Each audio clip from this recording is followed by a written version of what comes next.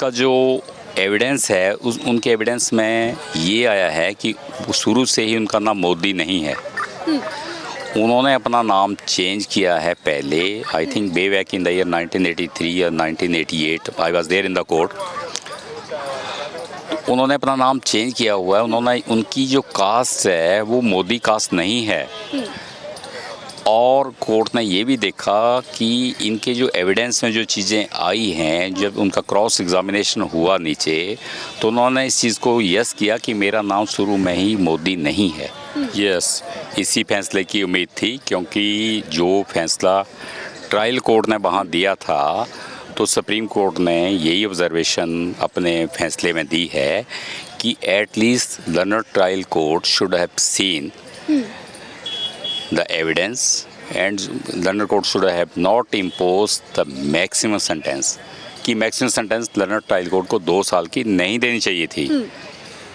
Court ने ये भी कहा साथ में कि अगर एक दिन भी सेंटेंस अगर कम होती जी, तो section 8 subsection 3 of representations of the people act 1951 could not have come into the play।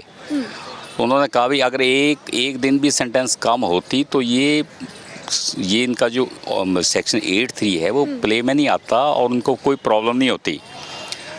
तो ट्रायल कोर्ट का जो फैसला है वो फैसला उन्होंने ठीक नहीं ठहराया। उन्होंने यही बात की कि ठीक है, शुरू से लेकर अभी तक की बात करें तो 2 साल की सजा पर ही सवाल बना हुआ है। yes, yes। कोर्ट ने भी कोर्ट किया कि 2 साल की सजा ही क्यों दी गई, क्यों ऐसे कारण थे कि 2 साल की सजा दी गई। ऐसे में क्या देख पा रहे हैं कि ये राजनीति प्रभावित कितना था मामला। 2 साल की सजा तो हमने अभी तक अमूमन नहीं सुना कि किसी को दी गई हो। यस, इसमें बड़ा अच्छा क्वेश्चन है आपका ये, क्योंकि जो पुणेश मोदी जी हैं जिन्होंने कंप्लेंट दायर की है वहाँ, उनका जो एविडेंस है उनके एविडेंस में ये आया है कि शुरू से ही उनका नाम मोदी नहीं है। उन्होंने अपना नाम चेंज किया है पहले, I think way back in the year 1983 या 1988। I was there in the court.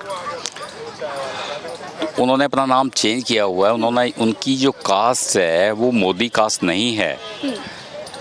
और कोर्ट ने ये भी देखा कि इनके जो एविडेंस में जो चीज़ें आई हैं, जब उनका क्रॉस एग्जामिनेशन हुआ नीचे, तो उन्होंने इस चीज़ को यस किया कि मेरा नाम शुरू में ही मोदी नहीं है। और वो जो डॉक्यूमेंट्स जो कोर्ट में लगाए गए थे, डॉक्यूमेंट्स जो एग्जिबिट होते हैं कोर्ट में, एग्जिबिट का मतलब जो document which is to be produced on the record and it is to be proved, उसमें मोदी नाम के सरनेम के उनको इनिशियली डॉक्यूमेंट्स नहीं मिले।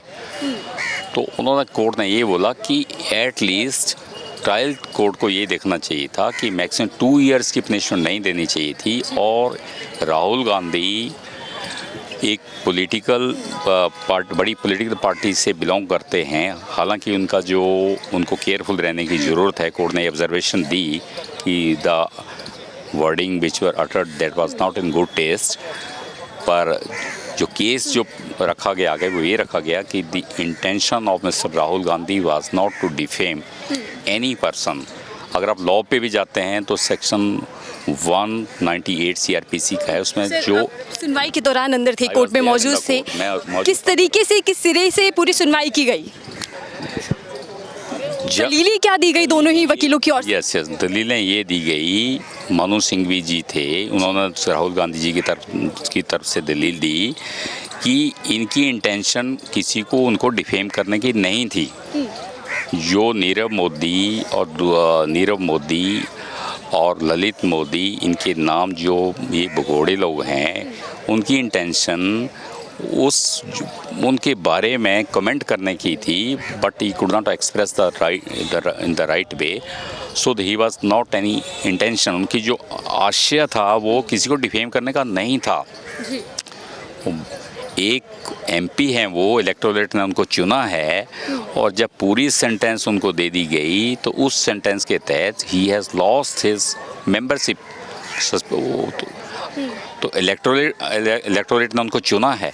जब इलेक्टोरेट ने उनको चुना है तो not only mister Rahul Gandhi is the victim, वही विक्टिम नहीं है, बट द इंटायर इलेक्टोरेट, जो लोग हैं जिन्होंने उनको चुना है, वो लोग भी एक तरह से इस फैसले से आहत हुए हैं। This was said by Manu Singhvi ji, उन्होंने दलील दी कि जो जजमेंट है ये हाई कोर्ट की जजमेंट है, दैट इज़ आल्सो वॉल्यूमिनस, पर इसमें कहीं भी एविडेंस के बारे में एविडेंस को प्रॉपरली अप्रिशिएट नहीं किया गया एज। और जहाँ तक अपोजिट पक्ष का सवाल है, उन्होंने बोला कि ये पॉलिटिकल पार्टी से बिलोंग करते हैं, he needs to be much careful, उनको मच केयरफुल रहने की ज़रूरत है इनको। इन्होंने इनकी इंटेंशन जो है मोदी कम्युनिटी को डिफेम करने की थी, और इन्होंने कई बार चौकीदार चोर के नारे भी लगाए, तो इससे ये लगता है कि इनकी जो इंटेंशन थी बाई एंड लार्ज सारी मोदी कम्युनिटी को डिफेम करने की थी। तब जो जजमेंट जो कोर्ट का आया, तो कोर्ट ने स्पेसिफिकली यही हेल्ड किया कि ट्रायल कोर्ट को मैक्सिमम सेंटेंस जो है 2 साल की इनको नहीं देनी चाहिए थी। अगर 1 साल की 1 दिन की भी सेंटेंस कम होती तो order section 8 sub section 3 of the representation of people act play में नहीं आता, और उनको कोई राहुल गांधी की ओर से कहा गया कि पूरे मोदी सरनेम मामले में कानून का दुरुपयोग किया गया, यानी कि उनको फंसाया गया। yes. तो आप कितना देख पा रहे हैं कि राजनीति इसमें कितनी छुपी हुई थी?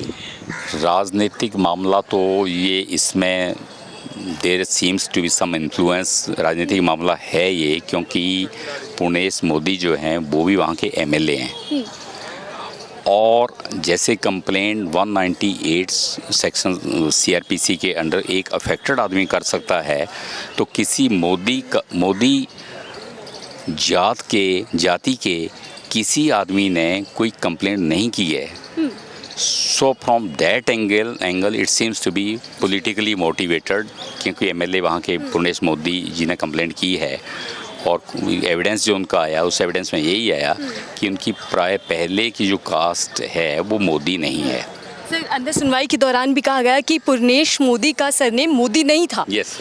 तो क्या ऐसे में कोई उन पर पेनल्टी लगेगी या कानून किसी तरीके का एक्शन पुर्णेश मोदी के खिलाफ लेगा? नहीं, देखिए ये जो डिफेमेशन का जो लॉ है ये बड़ा स्पेसिफिक लॉ है। पेनल्टी के लिए कोर्ट में ये पेनल्टी के लिए ये पिटीशन जो दायर की गई थी सुप्रीम कोर्ट के अंदर, ट्रायल कोर्ट ने राहुल गांधी जी को मैक्सिमम सेंटेंस 2 साल की पास कर दी।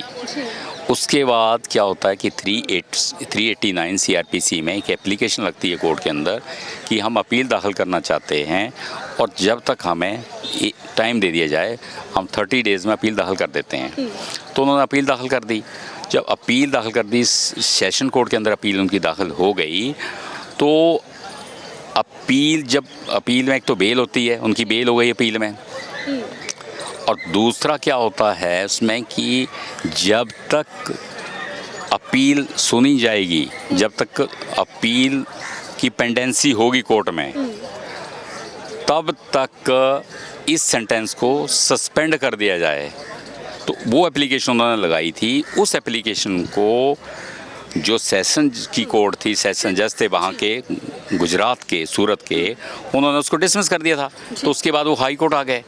हाई कोर्ट ने भी इस चीज़ को नहीं माना, तो राहुल गांधी जी सुप्रीम कोर्ट में आ गए फिर।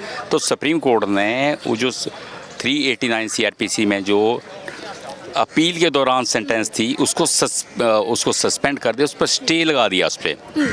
सर, मैं वही आपसे समझना चाहूँगी, बारीकी से जो फैसला सुप्रीम कोर्ट से आया है वो क्या कह रहा है कि अभी सिर्फ सज़ा पर रोक लगी है, क्या सदस्यता बहाल होगी, क्या चुनाव लड़ पाएंगे, तमाम सवाल जो बने उसको लेकर आप क्या कहेंगे? यस, इस पर मैं ये कहना चाहूँगा कि इनकी सेंटेंस स्टे हो गई है। अब जो ऑपरेशन है section 8 sub section 3 representation of people's act का, वो that action would be kept in अवेयंस।